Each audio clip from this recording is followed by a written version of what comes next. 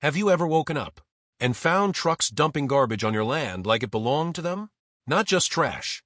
I'm talking about tons of construction waste, broken concrete, rusted metal, chemicals, all dumped overnight like someone was trying to erase your property. That's exactly what happened to me.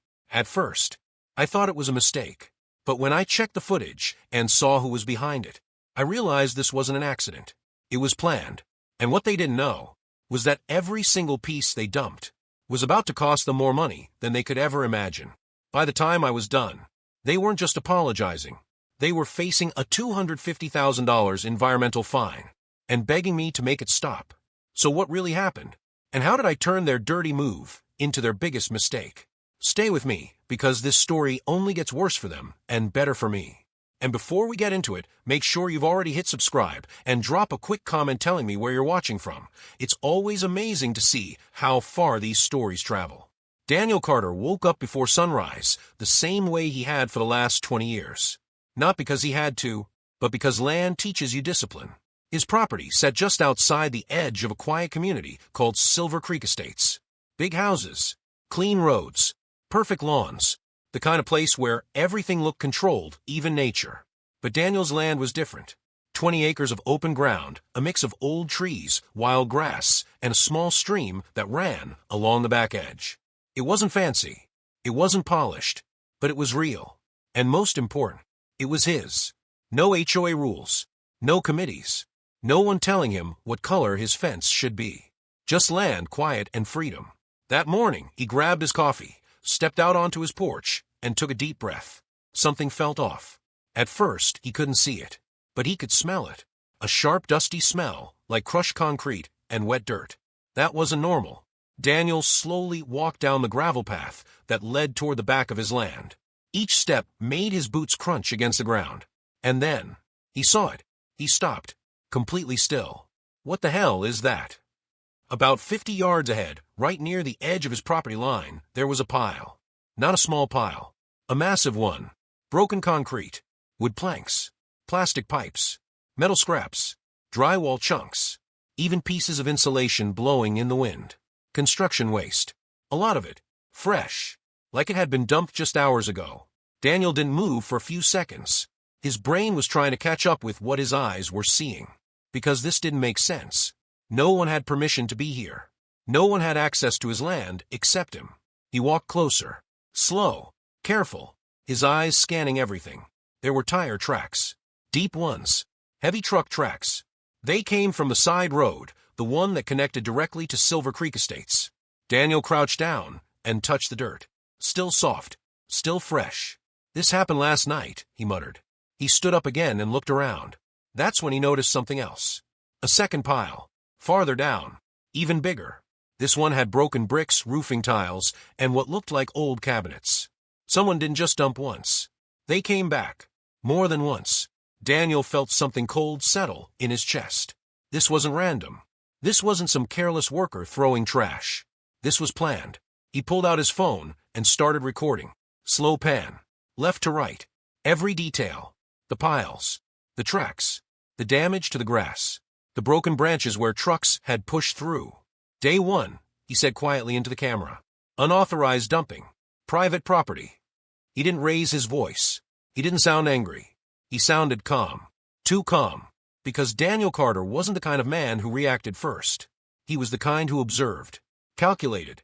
Then acted. He walked back toward the house, but halfway there he stopped again. His eyes moved toward the fence line. Or what used to be a fence line. Part of it was gone. Completely knocked down. Wood post snapped. Wire crushed into the dirt. That wasn't an accident. That took force. A heavy vehicle.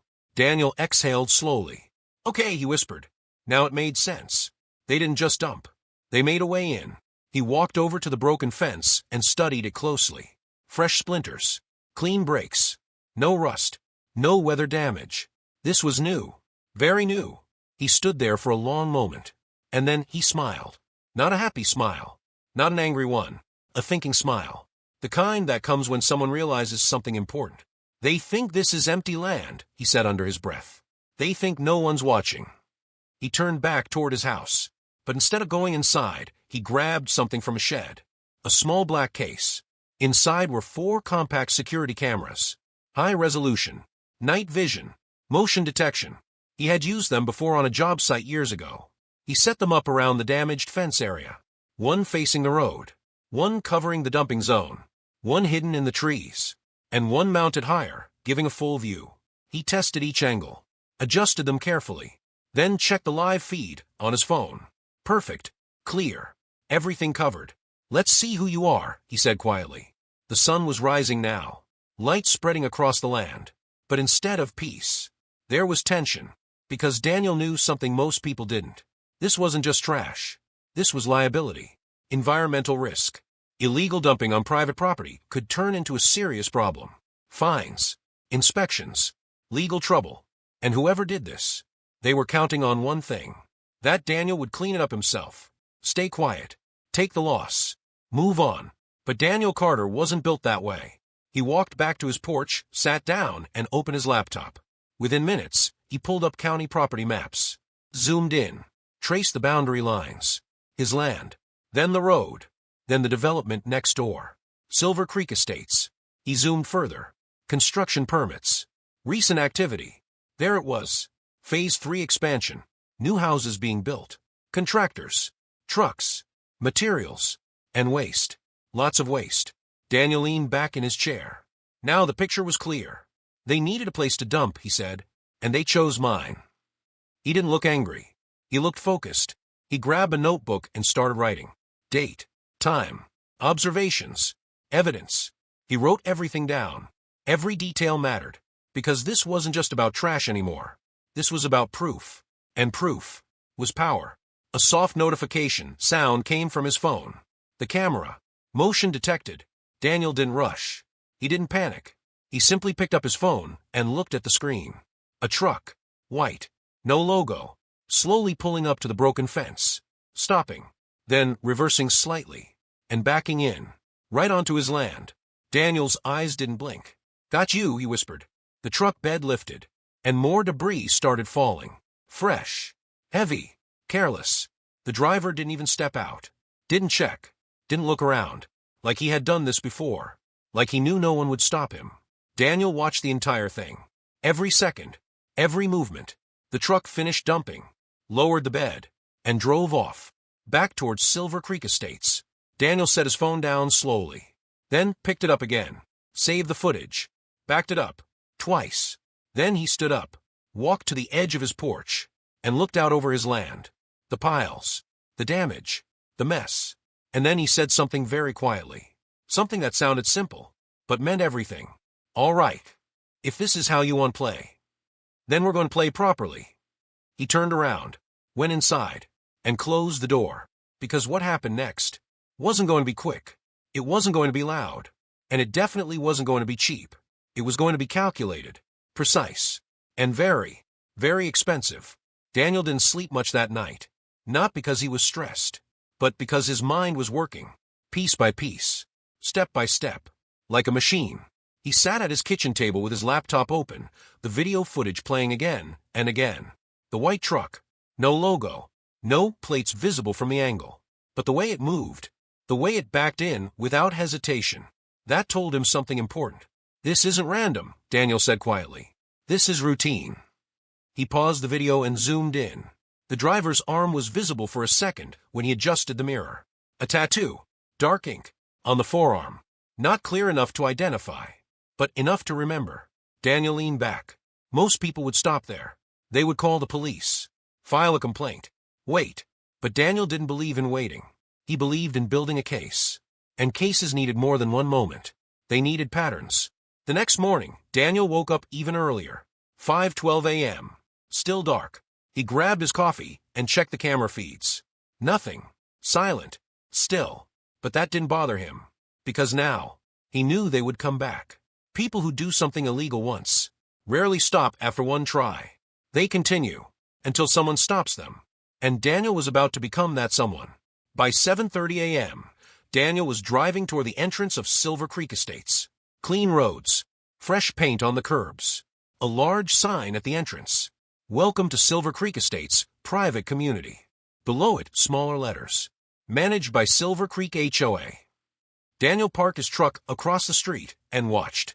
Construction vehicles moved in and out. Pickup trucks, dump trucks, flatbeds carrying materials. He didn't walk in. He didn't talk to anyone. He just observed. For 30 minutes. Then 40. Then an hour. And then, he saw it. The same white truck, pulling out from inside the community. Daniel's eyes locked on it instantly. "That's you," he said under his breath. The truck slowed at the exit. For just a second. And that was enough. Daniel lifted his phone and snapped 3 quick photos. Front angle, side angle, rear, license plate, clear, perfect. He smiled. Not wide, just enough. Now we're getting somewhere. He followed the truck. Not close, not obvious, just enough to see where it went. It didn't go far. 2 miles down the road, it turned into a construction site. A big one. New houses, half-built structures, stacks of materials everywhere, workers moving around, noise, dust, activity, and at the center of it, a temporary office trailer. Daniel parked at a distance and watched again. The white truck pulled in, parked near a pile of construction debris. The driver stepped out. Same build, same movement, same tattoo. Daniel didn't approach. He didn't need to. He already had what he came for. Proof, connection, pattern. Now he just needed the name. Back at home, Daniel opened his laptop again. He typed in a license plate, ran a search. Nothing public, as expected, but he didn't stop there. He opened the county contractor registry, scrolled through active permits in the Silver Creek expansion. There were 3 main contractors listed, but one stood out. Harrison Build Group, lead contractor for Phase 3. Large projects, multiple crews, heavy equipment, and a long history of efficiency. Daniel clicked through their past records, reviews, complaints, small issues, nothing major, but enough to see a pattern. Cut corners, move fast, avoid delays, and now, possibly avoid disposal costs. Daniel leaned forward. "That's where you made your mistake," he said quietly. "Construction waste disposal isn't cheap. Legal dumping requires permits, transport fees, processing fees, time, money, a lot of money. But illegal dumping? Quick, easy, free, if no one catches you." And Daniel had just caught them. That afternoon, Daniel walked back to the dumping site. The piles looked worse in daylight. More visible, more ugly, more real. Pieces of drywall were breaking apart, dust spreading into the soil, plastic pipes lying near the stream. He followed the edge of the water carefully, and then he saw it, a small section where the debris had already started sliding down, closer to the water. Too close. Daniel crouched down and touched the soil again, dry on top, but damp underneath. "This is going to spread," he said, "and when it does, it becomes contamination." That word mattered a lot, because contamination changed everything. This wasn't just illegal dumping anymore. This was environmental damage. And environmental damage came with serious consequences. Daniel stood up slowly, his face calm, but his eyes sharp. He pulled out his phone and made a call. "Hi," he said when the line connected. "My name is Daniel Carter. I need to report unauthorized construction waste dumping on private land." He paused, listening. "Yes," he continued. "There's potential environmental risk. There's a water source nearby." Another pause. "I have video evidence. License plate. Timeline." He nodded slightly. "All right, I'll be here." He ended the call, then looked out over the land again. "They're not ready for this," he said. The inspector arrived 2 hours later. A man in his early 50s. Clean uniform. Calm face. Name badge, Evan Brooks, Environmental Compliance Officer. He stepped out of his vehicle and looked around. Then at the piles. Then back at Daniel. "You weren't exaggerating," Evan said. "No," Daniel replied. "I usually don't." Evan walked closer to the debris, kicked a piece of concrete lightly, examined the materials, then moved toward the stream. His expression changed slightly. More serious now. "How long has this been here?" Evan asked. "First dump was yesterday morning," Daniel said. "Second one last night. Third one today." Evan looked at him. "You've had 3 separate dumping events." Daniel nodded. "And you have proof." Daniel held up his phone. Clear footage. Evan took a slow breath. "All right," he said. "This is bigger than I thought." They spent the next hour documenting everything. Photos, measurements, material types, distance to water, soil condition, every detail. Evan took notes carefully. Precise, professional. At one point, he looked at Daniel and asked, "Do you know who did this?" Daniel didn't hesitate. "Yes." Evan raised an eyebrow. "And?" Daniel showed him the photos. The truck, the plate, the site. Evan looked at them for a long moment, then nodded slowly. "Okay," he said. "Now, this gets serious." He closed his notebook and stood up straight. "Let me explain something," Evan said. "What they did here, this isn't just illegal dumping." He pointed toward the stream. "This is potential environmental contamination." He pointed to the piles. "This is unregulated construction waste disposal." Then he looked directly at Daniel. "And because it's repeated, documented, and connected to a contractor." He paused. "They're looking at heavy fines." Daniel didn't react. He just listened. "How heavy?" he asked calmly. Evan gave a small, almost surprised smile. "Depends on the final report," he said. "But with this amount, this location, and multiple violations." He paused again, then said clearly, "You're easily looking at 6 figures." Daniel nodded once. "Slow, controlled." "Good," he said. Evan studied him for a second. "You're not angry," he said. Daniel shook his head. "No. Why not?" Daniel looked out over his land again, then back at Evan. "Because anger is expensive," he said. "Documentation is profitable." Evan let out a short laugh. "Yeah," he said. "I don't hear that often." Daniel smiled slightly. "You will today." Before leaving, Evan handed Daniel a card. "I'm filing this officially," he said. "They're going to be contacted." He paused. "And if they try to deny it?" Daniel held up his phone again. "They won't," he said. As the inspector drove away, Daniel stood alone again. Same land, same piles, same damage. But now, everything had changed. Because now, it wasn't just his problem anymore. It was a case. A real one. With evidence. With authority. With consequences. Daniel looked down at his phone. At the footage. At the truck. At the proof. Then he said something quietly. Almost like a promise. "You should have paid for proper disposal." He turned and walked back toward his house. Slow. Steady. Calm. Because what came next wasn't going to be about stopping them. It was going to be about making them pay. And not just a little. Not just enough to fix the mess. But enough to make sure they never forgot this land. Or the man who owned it. By the next morning, everything changed. Daniel didn't have to guess anymore. They knew. And more importantly, they knew that he knew. At 8:14 a.m., Daniel's phone buzzed. Unknown number. He looked at the screen for a second, then answered. "Daniel Carter," he said calmly. A woman's voice responded. Polished. Controlled.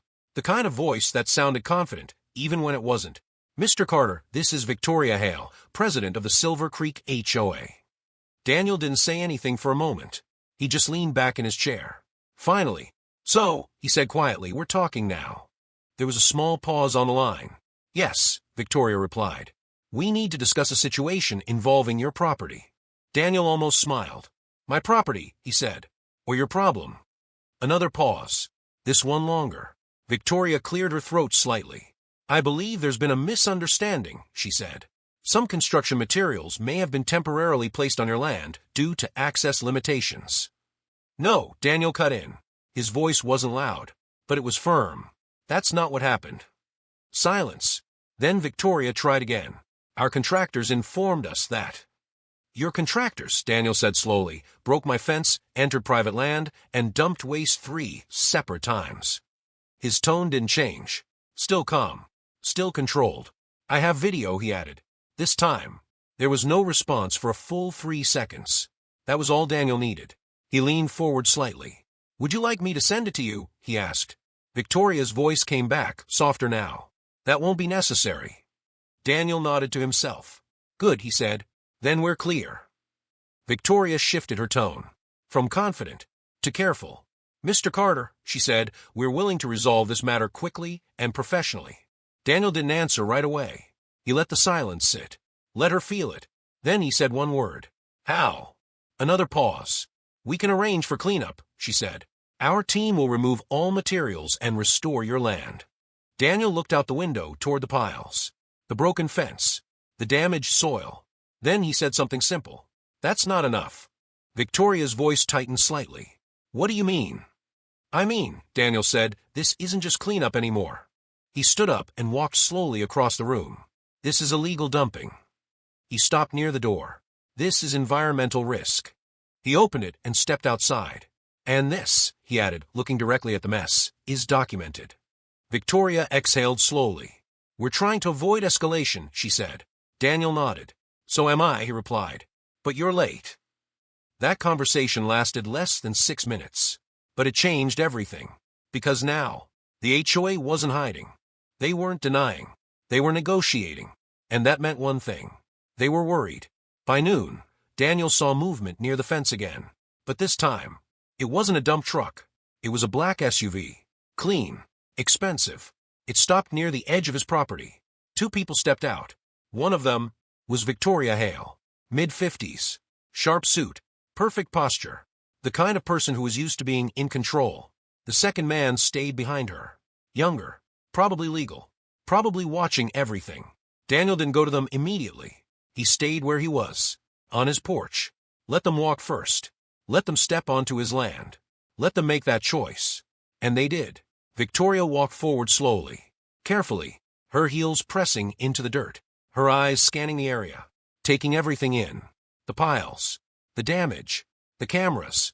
She noticed the cameras. Daniel saw it. That small shift in her expression. That moment of understanding. You came prepared, she said as she approached. Daniel didn't move. I live here, he replied. I stay prepared. They stood about 10 feet apart. No handshake. No smiles. Just tension. Victoria looked around again. Then back at Daniel. This situation is unfortunate, she said. Daniel raised an eyebrow. That's one way to describe it. She ignored the tone. We want to fix this, she said. Daniel nodded slowly. I know. And we can, she continued. Quickly. Daniel crossed his arms. Go ahead. Victoria took breath. We will remove all waste within 48 hours, she said. We will repair your fence. We will restore the land. She paused. And we're willing to offer compensation for the inconvenience. Daniel didn't react. Not even a little. Inconvenience, he repeated quietly. Victoria's jaw tightened just slightly. Yes, she said. Daniel looked at the piles again. Then at the stream. Then back at her. This is an inconvenience, he said. This is liability. The younger man stepped forward slightly.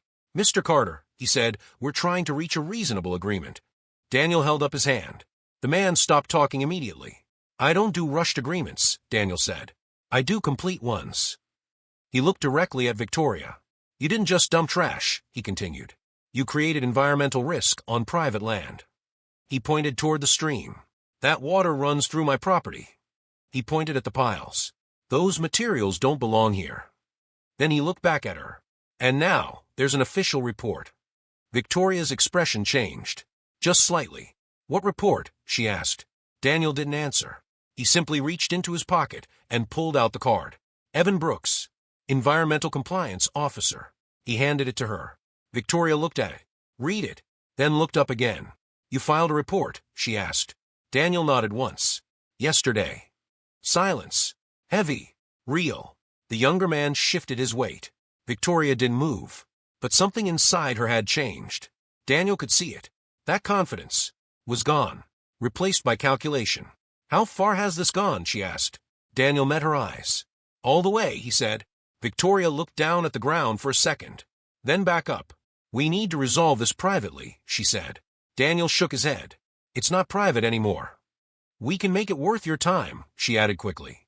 Daniel smiled slightly. You already did. That line landed hard. Victoria didn't respond right away. Because she understood what he meant. This wasn't about cleanup anymore. This wasn't about fixing a mistake. This was about consequences. And those were already in motion. The younger man stepped forward again. More careful this time. Let's be practical, he said. No one wants this to turn into a larger issue. Daniel nodded. Exactly. So let's settle it, the man continued. Daniel tilted his head slightly. Sure, he said, then added quietly. Through the proper process. Victoria exhaled slowly. This could affect the entire community, she said. Daniel looked at her for a long moment, then said something very simple. Then the community should have been more careful. That was the moment, the exact moment, when Victoria realized This wasn't going away. This wasn't something she could control. And this wasn't someone she could pressure. Daniel Carter wasn't emotional. He wasn't reactive. He wasn't afraid. He was prepared. And that made him dangerous. Victoria handed the card back. Her fingers steady. But her eyes different now. "We'll be in contact," she said. Daniel nodded. "I know." She turned and walked back to the SUV. The younger man followed. They didn't say anything else. They didn't argue. They didn't threaten. Because they didn't have leverage anymore. As the SUV drove away, Daniel stood there quietly, looking at the dust it left behind. Then he turned and looked back at his land. The piles, the damage, the proof, and now, the pressure. His phone buzzed again. A message from Evan. Official notice sent. They've been contacted. Daniel read it once, then locked his phone, and smiled. Just a little. Because now, it wasn't about whether they would pay. It was about how much. He walked back toward his house slowly, step by step. No rush, no stress, just certainty, because the system was moving now. And once it started, it didn't stop. Daniel paused at the door, looked back one more time, and said something quietly. They should have just cleaned it up. He opened the door, stepped inside, and closed it behind him, because what came next wasn't negotiation, it was calculation. And the number was about to get very big. The letter arrived on a Thursday morning. No warning, no call before it, just a white envelope, thick, official, and stamped. Daniel picked it up from his mailbox like it was any other piece of mail. Bills, flyers, nothing special. But this one felt different. He didn't open it right away. Instead, he walked back to his porch, sat down, and placed it on the table next to his coffee. He looked at it for a few seconds. Then he said quietly, "Let's see how serious this is." He opened it carefully. Inside were 3 pages. Clean, precise, government format. At the top, environmental compliance notice, formal violation report. Daniel read every word, slowly, carefully, because this was the moment everything became real. The report was detailed, more detailed than he expected. Every pile had been measured, every material listed. Concrete, drywall, insulation, metal, plastic piping, wood debris, each one classified, each one recorded, each one a violation. Daniel kept reading. The language was simple, but heavy. Unauthorized disposal of construction materials on private property. Potential contamination risk to adjacent water source. Failure to follow regulated waste disposal procedures. Multiple incidents documented over consecutive days. He nodded slightly. Exactly what he expected. Then he reached the section that mattered most. The penalties. He paused for a second, took a sip of coffee, then looked down. The first number hit hard. $45,000, base violation penalty. Daniel didn't react. He kept reading. $60,000, environmental risk surcharge. Still calm. Still focused. $25,000, repeated violation multiplier. He leaned back slightly. $40,000, unauthorized land access and damage. His eyes moved slowly, one line at a time. $30,000, water proximity hazard assessment. Now he stopped, just for a second, then continued. $50,000, mandatory remediation and monitoring costs. Daniel placed the paper down, looked at the sky for a moment, then picked it up again. At the bottom, the final line. Total estimated liability, $250,000. Daniel didn't smile. He didn't laugh. He didn't react at all. He just nodded once. Slow, controlled. Fair, he said quietly. Most people would feel shock. Most people would feel excitement. But Daniel felt something else. Validation. Because this wasn't revenge. This wasn't anger. This was structure. Process. Law. And the law had just spoken. He stood up and walked inside. Placed the papers on the table. Then opened his laptop. He didn't call anyone. He didn't celebrate. He started organizing. Documents. Videos. Photos. Timeline. Everything in order. Everything clean. Because he knew what was coming next. At 11:27 a.m., his phone rang. This time, he didn't need to check the number. He already knew. He answered. Daniel Carter. Victoria's voice came through. Different now. No confidence. No control. Just pressure. Daniel, we received the report. He didn't respond immediately. He let her sit in that silence. Then he said, I assumed you would. There was a sharp exhale on the other end. That number, she started, then stopped. Daniel waited. That number is not reasonable, she said finally. Daniel leaned back in his chair. It's not mine, he replied. It's official. Victoria's tone tightened. We need to discuss this. Daniel nodded, even though she couldn't see him.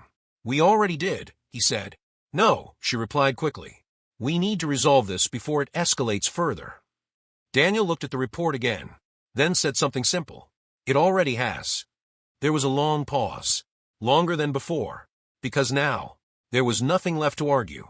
The numbers were real, the report was filed, and the situation was out of her control. Victoria tried one more time. We can still handle this internally, she said. Daniel shook his head. No. We can pay for cleanup, she added. No. We can compensate you directly. No. His voice didn't change. Still calm. Still steady. Still final. Victoria's frustration started to show. You're not being reasonable, she said. Daniel smiled slightly. I'm being exact. That line hit harder than anything else. Because she understood it. This wasn't emotion. This wasn't negotiation. This was math. And math doesn't care how you feel. What do you want? She asked finally. Daniel didn't answer right away. He let the silence build. Let the weight of the situation settle in. Then he said, I want the process to continue. Victoria almost laughed. Almost. That's going to destroy the HOA, she said. Daniel looked out the window. At his land. At the damage. Then he replied, You should have thought about that before. Silence again. Heavy. Final. Then the call ended. Daniel placed his phone down. And for the first time since this started, he allowed himself to breathe, fully. Because now, it was out of his hands. That afternoon, things started moving fast. Faster than anyone expected. Residents inside Silver Creek Estates began hearing about it. Not rumors. Not guesses. Facts. Numbers. $250,000. That number spread like fire. From house to house. From neighbor to neighbor. People started asking questions. What happened? Who did this? How is this possible? And most importantly, who is responsible? By evening, the HOA board was in emergency mode. Calls, meetings, lawyers, damage control, but was too late, because the report wasn't private. It was official. And once something becomes official, it becomes public. Daniel didn't go to any meetings. He didn't speak to anyone. He didn't post anything. He just watched. Quietly. Carefully. Because this part was predictable.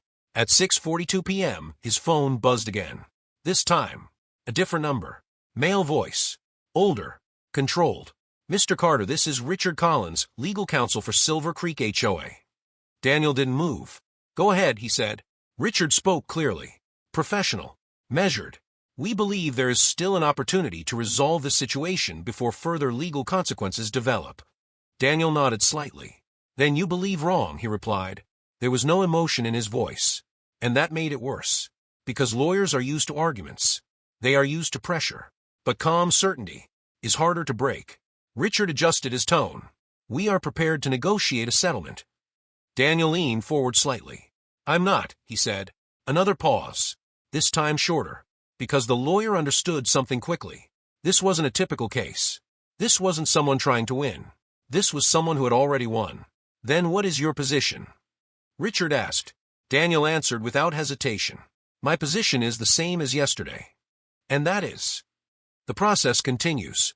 Silence. Then the lawyer said something carefully. You understand the impact this could have. Daniel nodded. Yes. And you're willing to accept that? Daniel's answer came instantly. Yes. The call ended shortly after that, because there was nothing left to say. That night, Daniel walked out onto his land again. The air was quiet, cool, still. The piles were still there, the damage still visible. But now, they meant something different. They weren't just a problem anymore. They were evidence, leverage, proof. Daniel stood there for a long moment, then looked toward the direction of Silver Creek Estates. Lights on. Homes quiet. People inside. Worried. Confused. Panicking. And he said something very quietly. They thought this would be cheap.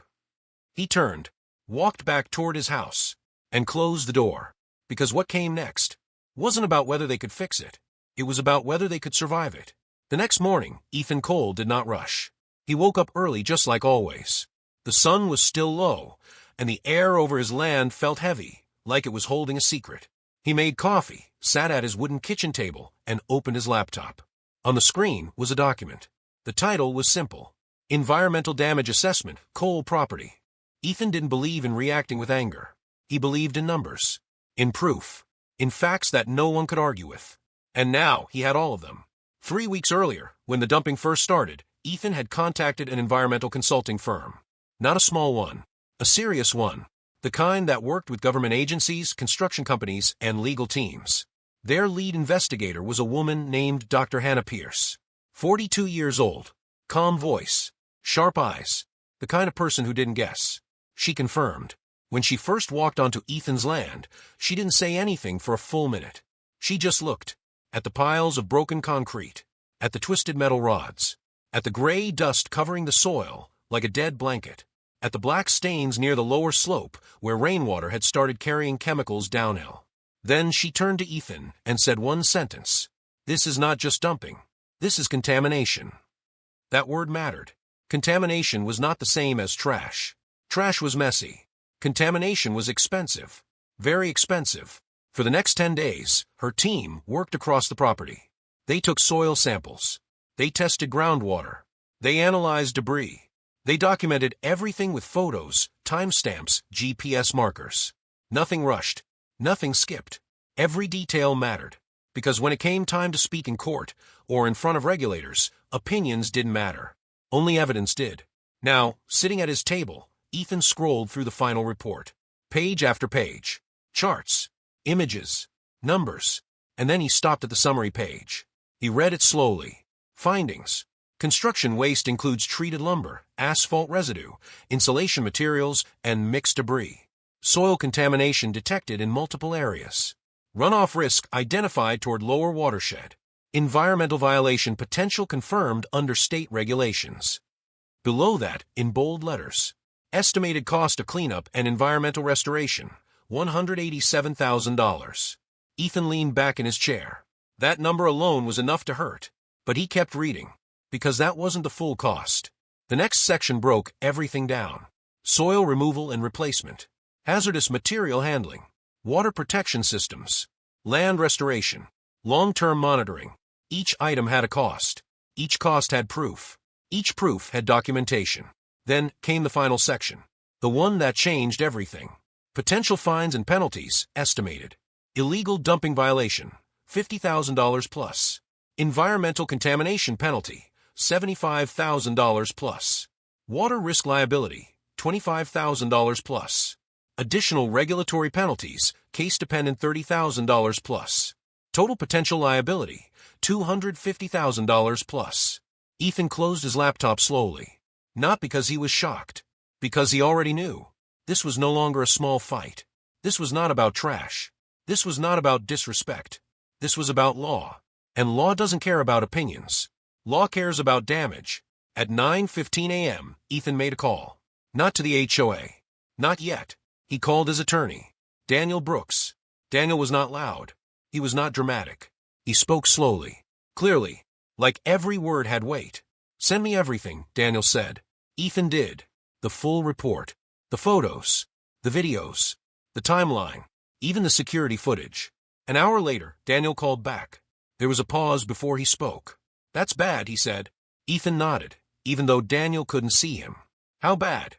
Ethan asked. Daniel didn't hesitate. "For them," he said. "Very bad." Daniel explained it simply. The HOA didn't just dump waste. They did it knowingly. They ignored warnings. They entered private property without permission. And they caused environmental damage. That combination was dangerous. Legally dangerous. "This is no longer a civil issue," Daniel said. "This is regulatory." That word mattered, because civil cases could be argued. Regulatory violations were enforced.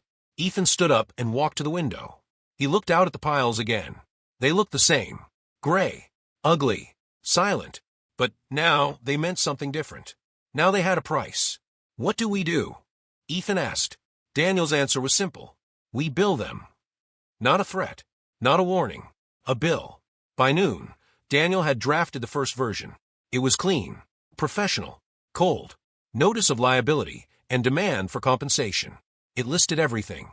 The damage, the violations, the costs, the evidence. It included the total number. $250,000. Not rounded, not guessed, calculated. At the bottom, one line stood out. Failure to respond within 10 business days will result in formal legal and regulatory escalation. Ethan read it twice. Then once more. He didn't change a word. Send it, he said. At 2:40 p.m., the letter was delivered. Certified. Signed. Received. The HOA office got it first. Then copies were sent to the HOA president, Melissa Grant, the board members, the property management company, and one more place, the county environmental department. Ethan didn't hide anything. He didn't play games. If this was going to happen, it would happen fully. That evening, something changed. Melissa Grant opened the letter in her office. At first, she didn't understand. She skimmed it. Then she slowed down. Then she stopped. By the time she reached the number, $250,000, her hands were no longer steady. Because for the first time, she realized something. This was not a neighbor problem. This was not an HOA issue. This was something bigger. She called an emergency board meeting that same night. 6 people sat around the table. No one smiled. No one joked. No one acted confident. Melissa placed the letter in the center. Read it, she said. One by one they did. Silence filled the room. Heavy silence. Finally, one of the board members, Kevin Rhodes, spoke. This is real, he asked. Melissa didn't answer, because she didn't know. Another member, Linda Parker, whispered. We just dumped some dirt. Kevin shook his head. That's not what this says. He pointed at the report. Contamination. Violations. Fines. No one spoke for a few seconds. Then someone asked the question they were all thinking. What if he's right? That question changed everything. Melissa leaned back in her chair. For weeks, she had been confident, certain, in control. Now, she wasn't sure anymore. Because this wasn't about power. This was about consequences. And consequences don't care who you are. Call a lawyer, she said quietly. And for the first time since this started, Melissa Grant felt something she hadn't felt before. Not anger. Not frustration. Fear. The next 48 hours were different. Very different. For the first time since this entire situation began, Ethan Cole was not the only one watching. Now the system was watching. It started quietly. No sirens. No drama. Just a white county vehicle turning slowly onto the dirt road leading to Ethan's property. On the door in dark blue letters, Environmental Compliance Division. Ethan saw it from his porch. He didn't move fast. He didn't rush. He simply picked up his folder, the same one he had been building for weeks, and walked down toward the edge of his land. 2 people stepped out of the vehicle. A man and a woman. Both wearing simple work jackets, both carrying clipboards. No emotion on their faces. No assumptions. Just work. The man introduced himself first. Mark Ellison, County Environmental Inspector. He gestured toward the woman. Rachel Kim, Field Analyst. Ethan nodded. I'm Ethan Cole. Mark didn't waste time. We received a report regarding possible illegal dumping and contamination, he said. His tone was neutral. Not accusing. Not friendly. Just official. Ethan handed him the folder. Everything is in here, he said. Mark took it, flipped it open, and scanned the first few pages. Photos. Dates. Sample reports. Professional signatures. Rachel stepped past them, already moving toward the dumping site. She crouched down near one of the piles, touched the soil, looked closely, then stood up and walked further down the slope toward the darker patches near the runoff line. Mark looked up from a folder. Who dumped this? He asked. Ethan answered without hesitation. The HOA. Mark paused for a second, not because he didn't believe it, because he understood what that meant. Do you have proof? He asked. Ethan didn't say a word. He simply took out his phone, opened the security footage, and handed it over. The video played. Clear. Sharp. Undeniable. 2 trucks. Multiple days. Same location. Same activity. Dumping. Mark watched the entire clip, then handed the phone back. His face didn't change much, but something in his eyes did. All right, he said quietly. That one word carried weight. For the next 2 hours, the inspection moved forward. Methodical. Precise. Detailed. Rachel collected fresh soil samples. Marked locations with flags. Documented coordinates. Mark walked the perimeter. Measured affected areas. Checked the slope of the land. Observed the direction of water flow. At one point, he stopped near the lower edge of the property. There was a shallow path where rainwater had already started carrying debris downward. He looked at it for a long moment. Then he wrote something on his clipboard. Ethan didn't ask what it was. He didn't need to. He understood. This was getting worse. Around noon, Mark and Rachel returned to Ethan. Mark closed his clipboard, took a breath, then spoke. "I'm going to be very clear with you," he said. Ethan nodded. "This is a violation," Mark continued. "Not a small one. A serious one." Rachel added, "There's confirmed contamination risk here, especially with the runoff." Mark looked directly at Ethan. "Has the HOA contacted you since you sent the bill?" Ethan shook his head. "No." Mark gave a small nod. "All right." He reached into his bag and pulled out a form. Thick paper. Official seal. "This is a preliminary notice," he said. "We're opening a formal investigation." Ethan took the paper. Looked at it. Read the title. Notice of Environmental Violation, Pending Investigation. That moment changed everything. Because now, it wasn't just Ethan versus the HOA. Now it was the law versus the HOA. And the law doesn't argue. Before leaving, Mark said one more thing. "Don't touch anything," he said. "Leave it exactly as it is. This is now part of an active case." Ethan nodded. "I understand." Mark looked at him for a second, then added almost quietly, "You handled this the right way." And then they left. That afternoon, the second wave hit. A letter. This time not from Ethan. Not from his lawyer. From the county. It arrived at the HOA office at 3:12 p.m. Melissa Grant opened it herself. At first, she expected another demand. Another complaint. Another problem. But this was different. The envelope alone felt heavier. More official. More serious. She opened it slowly. Read the first line. Then the second. Then stopped. Her face changed. "Emergency meeting." "Now," she said. Within 30 minutes, the board was back around the table. The same 6 people. But this time, no one spoke casually. Melissa placed the letter down. No explanations. No introductions. "Read it," she said. Kevin picked it up first. His eyes moved quickly. Then slower. Then he froze. Linda leaned closer. "What does it say?" Kevin swallowed. "It says, we're under investigation." The room went silent. "Investigation for what?" someone asked. Kevin looked back at the paper. His voice was quieter now. "Illegal dumping. Environmental contamination. Property violation." Linda shook her head. That's not possible." Kevin didn't argue. He simply turned the paper toward her. "Read it yourself." She did. And within seconds, her expression changed too. "Penalties," she whispered. Melissa finally spoke. "How much?" Kevin didn't want to say it, but he did. "Up to $250,000 or more." The air in the room felt heavy, like something had just collapsed. Because now, it wasn't a number on Ethan's letter. It was confirmed. Recognized. Real. One board member, Thomas Reed, leaned back in his chair. "This is insane," he said. "It was just construction waste." Melissa snapped back. "No, it wasn't." Everyone looked at her. She pointed at the report. "It says contamination." That word again. And now everyone understood it. Kevin ran his hand through his hair. "What do we do?" Melissa didn't answer immediately. Because for the first time since becoming HOA president, she didn't have control. This wasn't about rules. This wasn't about power. This wasn't about authority. This was about consequences. Real ones. Finally she spoke. "Call the lawyer," she said. Again. Yes. Because now this wasn't just about Ethan Cole. This was about survival.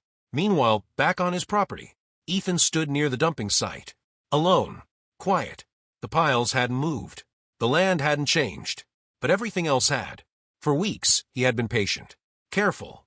Calculated. Now the system was moving. And once it starts, it doesn't stop. Ethan looked out across his land. Then down at the gray dust covering the soil. He didn't feel angry anymore. He didn't feel frustrated. He felt something else. Clarity. Because now, the outcome was no longer uncertain. It was just a matter of time. And somewhere in an office across town, Melissa Grant was beginning to understand something she should have realized much earlier. This was never just a small mistake. This was a chain reaction. And it had already started. There was no stopping it now. By Thursday morning, the tone inside the HOA office had completely changed. No one walked in confidently anymore. No one spoke loudly. No one acted like they were in charge. Because they weren't. Melissa Grant arrived earlier than usual. 7:10 a.m. She didn't even bother with coffee. Her desk was already covered with papers, Ethan's bill, the county notice, emails from residents, and now something new. A legal memo from their attorney. She stared at it for a long time before opening it. Then finally she did. The first line hit hard. You are in a high-risk legal position. Melissa's fingers tightened slightly on the paper. She kept reading. The memo was direct. No soft words. No comfort. The HOA had no legal right to dump materials on private property. The security footage was clear evidence. The environmental report was professionally verified. The county investigation made the situation official and enforceable. Then came the part that changed everything. If the county confirms contamination, penalties could exceed $250,000, not including civil liability. Melissa leaned back slowly. For weeks, she had believed this was manageable, fixable, controllable. Now, it wasn't. Her phone buzzed. A message from Kevin. People are talking. It's spreading. She didn't need to ask what he meant. By 9 a.m., the community was already reacting. It started with small conversations. Neighbors talking over fences. Short messages in group chats. Questions without answers. Then it grew. Posts appeared online. Photos of Ethan's land. Videos of the trucks. Screenshots of the county notice. People weren't guessing anymore. They were seeing it. And once people see something, they don't forget it. By noon, the HOA inbox was flooded. Emails from residents. Angry ones. Confused ones. Scared ones. Is this true? Are we responsible for this? Why weren't we told? Who approved the dumping? Melissa read them all. She didn't respond to any, because she didn't have answers. At 1:30 p.m., another meeting was called. Emergency. Mandatory. This time, it wasn't just the board. It was residents too. Dozens of them. Filling the room. Standing along the walls. Voices already rising before the meeting even began. Melissa stepped forward. Tried to speak. Please, let's stay calm. But calm was gone. A man near the front interrupted her. David Langford. Retired. Respected. Not someone who spoke often. You dumped waste on private land, he asked. His voice wasn't loud. But it didn't need to be. The room went quiet. Melissa tried to respond. It wasn't. David cut her off. Did you or did you not approve it? Now there was no way around it. Melissa hesitated. Just for a second. That second was enough. Because people saw it. And when people see hesitation, they hear the truth. Yes, she said. The room changed instantly. Murmurs. Whispers. Shock. Why? Someone shouted. Melissa tried to regain control. We needed a place to temporarily store construction material. That's not your land, another voice yelled. More voices joined in. You didn't ask. You didn't tell us. You put all of us at risk. The noise grew. Louder. Faster. Angrier. Kevin stood up. Everyone, please. But it didn't matter. Because the crowd wasn't listening anymore. They weren't looking at the board as leaders. They were looking at them as the problem. And then someone said the sentence that broke everything. Are we going to have to pay for this? Silence. Heavy. Sharp. Melissa didn't answer. She didn't need to, because everyone already understood. If the fines were real, if the damage was confirmed, if the HOA was responsible, then yes, they would all pay. That realization hit harder than anything else. Not the dumping. Not the argument. Not even the law. The cost. People looked at each other. Fear in their eyes. Real fear. Because this wasn't small. This wasn't manageable. This wasn't a warning. This was financial damage. Massive financial damage. David stepped forward again. This is your decision, he said, pointing at Melissa. You made it. Not us. Others nodded. Voices rose again. This isn't our fault. We didn't approve this. You acted alone. Melissa tried to speak. But this time, her voice didn't carry. Because authority isn't about position. It's about trust. And trust was gone. Kevin looked around the room. Then back at Melissa. We need to fix this, he said quietly. Melissa swallowed. How? Kevin didn't hesitate. We pay him. The room shifted again. Some people nodded immediately. Others hesitated. But no one argued. Because everyone understood something now. This was no longer about winning. It was about stopping the damage. Before it got worse. Before the fines became official. Before the numbers became real. Melissa sat down slowly. Her shoulders slightly lower. Her confidence gone. For the first time since all of this started, she wasn't leading anymore. She was reacting. Across town, Ethan Cole was standing exactly where he had been days ago, at the edge of the dumping site, looking out over his land. But now, the silence felt different. He knew what was happening. He hadn't checked his phone in hours. He didn't need to, because this wasn't about updates anymore. It was about momentum. And momentum had shifted. He took a slow breath, then turned and walked back toward the house. Inside, his phone finally buzzed. One message, from an unknown number. He opened it. "This is Kevin from the HOA board. We need to talk." Ethan stared at the screen for a moment. Then he locked the phone, set it down, and said nothing, because for weeks, they had ignored him. Now, they were ready to listen. But timing matters. And Ethan Cole was no longer in a hurry. The message stayed unread for exactly 1 hour. Not because Ethan Cole didn't see it. He did. He saw it the second it arrived. But he didn't answer. Timing mattered. For weeks, the HOA had taken its time, ignored him, dismissed him, treated his land like it didn't matter. Now things were different. Now they were the ones waiting. At 7:12 p.m., Ethan finally picked up his phone. He opened the message again, read it slowly, then typed one line. "Tomorrow, 10 a.m., my property." He pressed send. No extra words. No emotion. No negotiation. Across town, Kevin Rhodes read the reply within seconds. He showed it to Melissa. She nodded. Short. Tight. "Be there," she said. The next morning felt heavy. Clouds hung low over the land. The air was still. Quiet. At 9:55 a.m., 2 cars pulled up to the edge of Ethan's property. Kevin stepped out first. Then Melissa. Then another board member, Linda. They didn't walk in like before. No confidence. No authority. They stopped at the boundary. And waited. That was new. Ethan noticed. He stepped out of his house and walked toward them slowly. Calm. Controlled. No rush. When he reached them, no one spoke for a moment. Then Kevin broke the silence. "Thank you for meeting us." Ethan nodded once. "What do you want?" Straight. Simple. No small talk. Melissa took a step forward. Her voice was different now. Quieter. Careful. "We want to resolve this," she said. Ethan looked at her. Not angry. Not emotional. Just focused. "You had weeks to resolve it," he replied. No one argued. Because he was right. Kevin stepped in. "We made a mistake," he said. Ethan didn't respond. Kevin continued. "We shouldn't have used your land. We shouldn't have ignored your warnings." Linda added quietly, "We didn't understand the situation." Ethan finally spoke. "You didn't try to." That landed harder than anything else. Because it was true. There was a pause. Long. Uncomfortable. Melissa took a breath. "We're prepared to fix this." Ethan raised an eyebrow slightly. "How?" Kevin answered this time. "We'll cover the cleanup. All of it." Ethan didn't react. "We'll also handle any penalties," Kevin added. Still nothing. Melissa swallowed. "And your legal costs." Now Ethan spoke. $250,000, he said. The number sat between them. Heavy. Real. Linda shifted slightly. "That number is high." Ethan looked directly at her. "It's documented." No argument. No explanation. Just fact. Kevin nodded slowly. "We've seen the report." Another pause. Then Kevin said something that mattered. "We're ready to pay it." Silence. Even the wind felt like it stopped. Ethan watched them closely. Not their words. Their faces. Their posture. Their tone. Looking for hesitation. Looking for doubt. He didn't see it. Because they had already crossed that line. They weren't negotiating anymore. They were accepting. "Why?" Ethan asked. Kevin answered honestly. "Because if we don't, it gets worse." That was the truth. Not pride. Not power.